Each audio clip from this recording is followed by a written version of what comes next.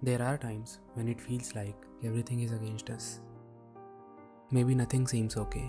Maybe the time is not right. Maybe your surroundings are not right. But the truth is, honestly, nothing ever seems completely right. Sometimes no matter how hard you try or no matter what you do, चीज़ें वैसी नहीं होती जैसा आप उन्हें expect करते हो या जैसा आप उन्हें करना चाहते हो.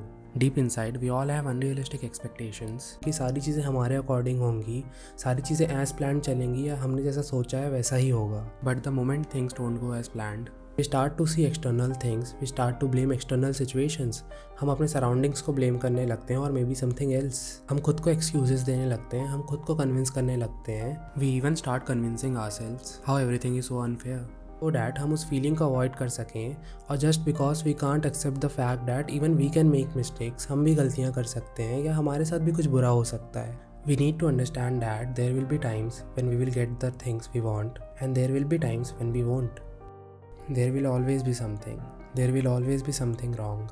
There will always be some imperfections everywhere. But it's up to you to choose what you want to focus on.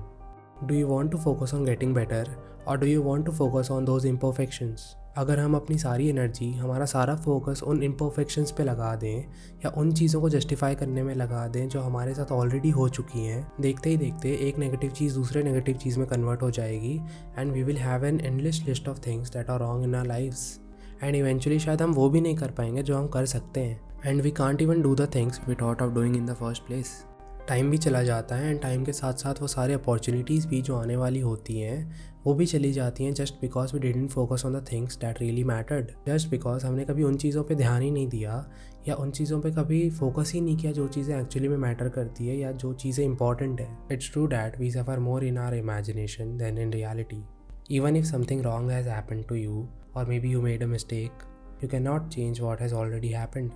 बार बार वही चीज़ सोचते रहना या ओवर थिंक करना will not change anything, neither will it change your circumstances. Remember, when you focus on the good gets better.